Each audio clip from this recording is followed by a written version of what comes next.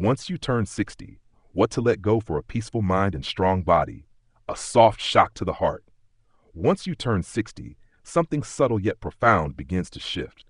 The weight you carry is no longer just physical. It settles quietly into your chest, your thoughts, and the long pauses between conversations. You begin to feel it. In the stillness of early mornings, in the echo of a quiet house, in the slow way your knees rise when you get out of bed, in the strange heaviness behind your smile. People say aging is about the body breaking down. But the truth, aging begins with the accumulation of emotional weight, regrets you haven't voiced, relationships that no longer nourish you, expectations that exhaust you, guilt that lingers like fog. And one day, sitting quietly alone, you whisper something deep inside. What if I could feel light again? Not younger, but lighter. Health after 60 is not just physical. When most people think of health after 60, they picture medication, blood tests, joint pain, diet plans. But the real foundation of senior health is not in numbers on a chart. It's not cholesterol or blood sugar. It's in how easy it is for you to breathe, to sleep, to be still without being haunted. True health is a feeling. It's peace of mind. It's the ability to rest without replaying everything you wish you had done differently. It's the freedom to wake up without the weight of unspoken things pressing down on your chest. And the body listens. If your heart is full of unresolved anger, fear, or guilt, no matter how well you eat or move, your body will still carry that tension. It shows up in your breath, your gut, your pain, your posture. Because what you carry emotionally, your body carries physically. Start letting go. The 5 invisible burdens you must release. If you want to feel strong after 60, don't just take supplements. Start letting go. There are 5 emotional weights most people carry deep into their later years. Weights that weaken your health more than you realize. 1. Expecting your children to fulfill your emotional needs. 2. Holding on to draining relationships. 3. Carrying guilt and regret from the past. 4. Fearing aging and becoming irrelevant. 5. Sacrificing your well-being out of habit. These aren't just thoughts. They are emotional toxins that affect your immune system, your blood pressure, your digestion, your ability to sleep, your sense of self-worth. Let's look at each of these, gently, honestly, without shame. Letting go of expectations from your children. You spent your life raising your children, feeding them, comforting them, protecting them from pain. You hoped, maybe even expected, that as you aged, they'd do the same for you. And sometimes they do, but not always. Your children are not responsible for your happiness. They love you, but they are living in a world that never slows down. The more you expect from them emotionally, the more room there is for disappointment. This disappointment doesn't just hurt your heart. It raises your cortisol. It affects your sleep. It wears down your resilience. Letting go of expectations is not giving up on them. It's setting yourself free from needing them to complete you. It's letting them show up as they can and choosing joy whether they do or don't. Releasing draining relationships. Some people around you used to bring you light. Now they bring noise, conflict, guilt, exhaustion. But you still keep them close, out of habit, history, or fear. But here's the truth. Just because someone was part of your past doesn't mean they belong in your future. Every time you tolerate a relationship that drains your peace, your nervous system suffers. You tense up, your breathing shortens, your mind spirals. Letting go of toxic connections is not cold, it's self-respect. Even if your circle gets smaller, it becomes sacred. Choose the voices that calm your nervous system, not the ones that keep it in survival mode. These thoughts, releasing guilt and regret. I should have done more. I should have said something. I wasted time I'll never get back. These thoughts, they don't help you heal. They just trap you in a loop where your present is defined by your past. But here's the truth. You did the best you could with the understanding, strength, and support you had at the time. Regret doesn't change anything. It only poisons the peace of now. And now is all you have. Forgive yourself, not because you've forgotten what happened, but because you deserve freedom from carrying it. Letting go of the fear of aging. It's not the wrinkles you fear, not the slower steps. It's the idea that you're becoming invisible, that no one needs your thoughts anymore, that no one sees your wisdom, that you're being phased out. But let's be clear, your value is not in how fast you walk. It's in your presence, in your stories, in your steadiness when the world rushes. The world may idolize youth, but it desperately needs elders, the calm ones, the wise ones, the ones who remind us what matters. The danger of constant self-sacrifice. You gave so much for decades. You fed, cleaned, worked, endured, stayed silent when you wanted to scream. You've sacrificed. But here's the thing. If you keep pouring from an empty cup, you vanish. You forget who you are. You lose the small joys. You shrink into a role and forget your real name. Letting go of constant sacrifice isn't selfish. It's survival. Eat what you enjoy. Rest when you need it. Say no without explanation. Say yes to joy without guilt. Your life is not over. It's waiting for you to choose yourself. For the first time in a long time, this is where lightness begins. The emotional weight we carry after 60 is real, but so is the possibility of release. You are not too late. You are not too far gone. You are not stuck. This is where your healing begins. Not in pills, not in treatments, but in the quiet decision to let go. In part 2, we'll go deeper. We'll explore how lightness becomes your health strategy, how to practice emotional release daily, and how others just like you found their way back to peace. What letting go really means. Letting go is one of the most misunderstood concepts in life. People think it means giving up, forgetting, moving on without care. But in truth, letting go is not losing something. It's reclaiming yourself. You don't let go because the past doesn't matter. You let go because the present and your peace of mind matter more. After 60, letting go is not optional. It is essential for survival, for health, for strength, for clarity. You were needed for everything. Releasing the role of the constant parent. You were a parent. You still are. But the role has changed. Once you were needed for everything. Every scraped knee, every tear, every meal, every decision. But now your children have grown. They have partners, children, careers, chaos. And yet part of you still waits for that call, that question, that moment when they'll say, I need you. But here's the hard truth. They might not need you in the way you hoped. And that's okay. Your love doesn't disappear, but your role must evolve from caretaker to witness, from provider to presence. Letting go of this role frees you from disappointment. It allows you to love them without longing, to bless their independence without mourning your relevance. You raised them to fly.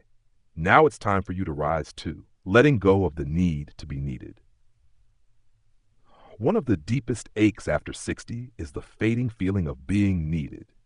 At work, you may have retired. At home, your kids are grown. In your relationships, routines have replaced excitement. So you keep doing things. Keep offering, keep calling, keep giving. Because it feels good to be needed. It feels like proof that you matter. But being needed is not the same as being loved. And exhausting yourself to stay relevant is not how your value is measured. You don't have to earn your place in anyone's life anymore. You simply have to be. That's enough. Letting go of the need to be needed opens space for deeper connections, not based on obligation, but on mutual care. Letting go of what could have been.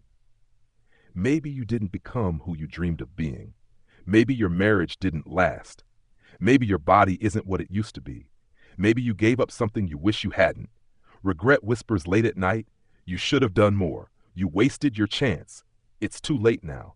But here's the truth.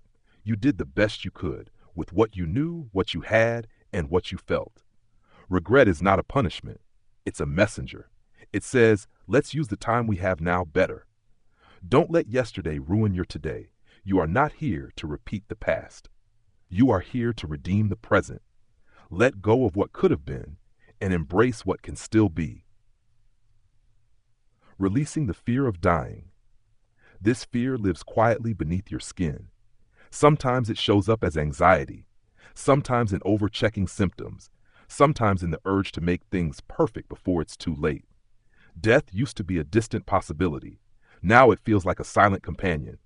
But the fear of death is not about the end. It's about unfinished stories, unspoken love, unlived joy. Here's a shift in perspective. You don't need more time. You need more presence. You don't need to outrun death. You need to outlove regret.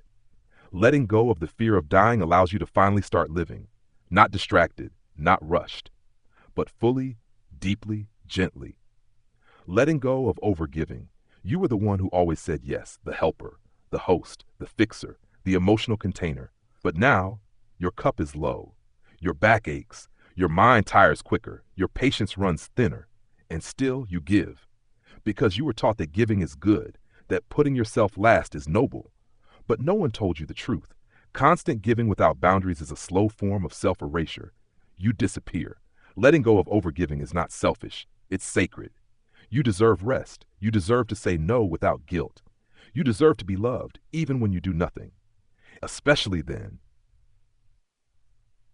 How letting go heals the body. Science now backs what the soul always knew. When you release emotional weight, your physical body responds. Cortisol drops, reducing inflammation. Sleep improves, enhancing memory and mood. Blood pressure lowers. Muscle tension eases. Digestion balances. Chronic pain diminishes. Letting go isn't just spiritual, it's cellular. Every time you release resentment or regret, your nervous system breathes easier. Your heart beats lighter. Your body begins to trust safety again. The daily practice of letting go. Letting go doesn't happen all at once. It happens in the moment you choose silence over explaining yourself again. In the breath you take instead of reacting. In the walk you take alone. In the drawer you finally empty. In the smile you give without expectation. Every day, ask yourself, what am I carrying that no longer belongs to me? Then gently release just one thing, one thought, one burden, one obligation. Letting go is not an event. It's a ritual, a story from real life. Alina, 68, had always been the strong one in her family. She gave, she managed, she hid her pain. But after turning 65, she began experiencing chest pain, sleepless nights, and relentless fatigue. Doctors found nothing wrong until a therapist asked her one question. What are you holding on to that's too heavy now? She broke. She wept for an hour. She listed her mother's expectations, her late husband's criticism, her daughter's silence, her own guilt for not living more boldly. She wrote each burden on a small piece of paper and burned them one by one. A month later, she was walking 30 minutes a day. She laughed more, slept better, ate slower. She didn't become someone else. She became herself without the weight. A letter to you who is tired but afraid to stop, to you who still wonders if you matter, to you who gave everything and forgot to keep a little for yourself. This is your moment, not to start over but to start lighter. Let go of what no longer serves, what no longer fits, what no longer feels like love. You are not broken. You are simply carrying too much. Put it down, all of it, and watch what rises in its place. You're already healing. Healing doesn't start when everything is fixed. Healing begins when you stop pretending you're not hurting. Letting go is the deepest form of self-care, and it's not too late. In fact, this is the perfect time. In part 3, we'll explore how lightness becomes strength, how to create peace on purpose, and why you still have something sacred to give the world. Part 3, living light, living true, how peace becomes strength after 60, a different kind of strength. In your younger years, strength looked like carrying heavy loads, working long hours, saying yes when you wanted to cry, keeping it together when everything was falling apart. But now, after 60, strength looks different. Strength now is not about holding on. It's about knowing what to release. It's not measured in how much you can do for others. It's measured in how kindly you speak to yourself, how gently you set boundaries, how deeply you allow yourself to rest. Living light isn't weakness, it's mastery. Lightness is a health strategy. Letting go isn't abstract. It's not just poetic. It's a legitimate strategy for longevity. When you lighten your emotional load, your body responds. You breathe easier. You sleep deeper. You wake up clearer. You digest better. You smile more. Stress, resentment, guilt, self-neglect. These are poisons that don't show up in blood tests, but they live in your shoulders, your gut, your jaw, your heartbeat. Lightness is not a luxury. It's the most powerful medicine no one talks about. The gentle practice of peace. Peace doesn't arrive like a storm. It grows like a garden. It begins when you cancel that obligation you're dreading. Say thank you instead of apologizing for everything. Let your phone ring and choose quiet instead. Sit in a patch of sun and let it warm your hands. Every small act of peace is a rebellion against burnout. Every slow breath is a revolution against decades of rushing.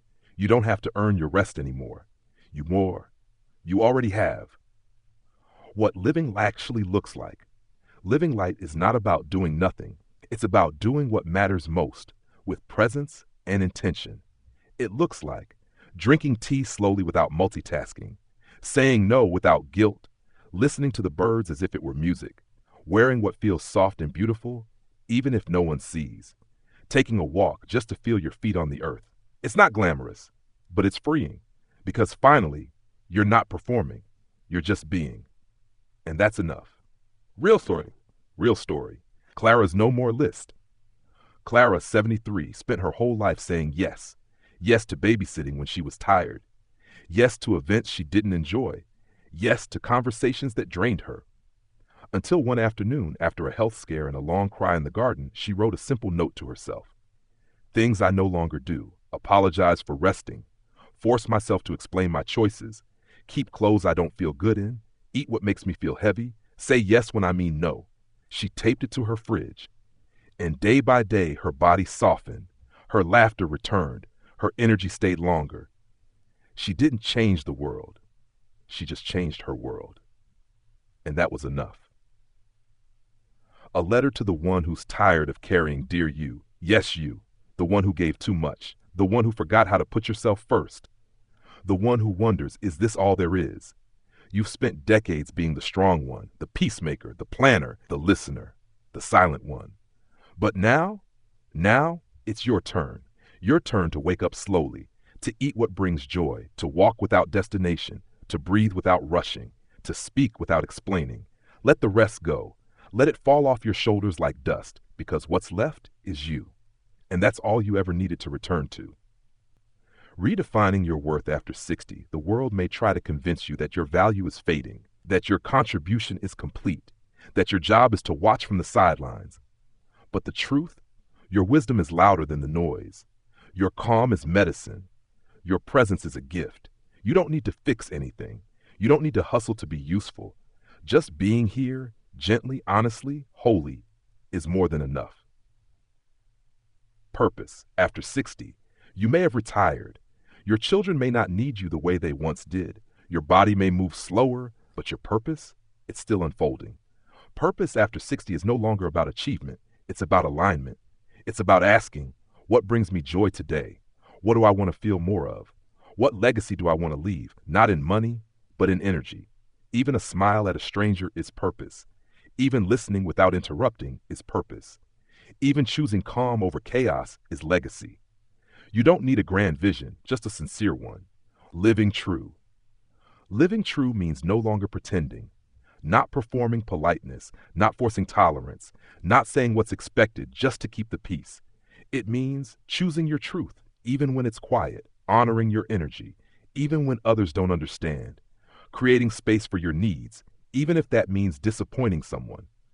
Living true means being loyal to yourself first. It's not rebellion, it's return. What you still carry, even after everything you've let go of, you still carry so much that matters. Your stories, your laughter, your resilience, your wisdom, your gentle presence. You are not less than. You are more distilled. Everything unnecessary has fallen away. What remains is gold. Closing. What will you carry forward? From this moment forward, ask yourself, what am I carrying that brings peace? What am I carrying that brings weight? And what can I lay down today so I can move forward, light and true? The final chapters of life are not meant to be heavy. They are meant to float like leaves on water. Soft, certain, beautiful, free. If this message touched your heart, leave a comment. I choose peace, lightness, and truth. Subscribe to this channel for more stories, healing reflections, and senior health wisdom. You're not alone, and your journey still matters.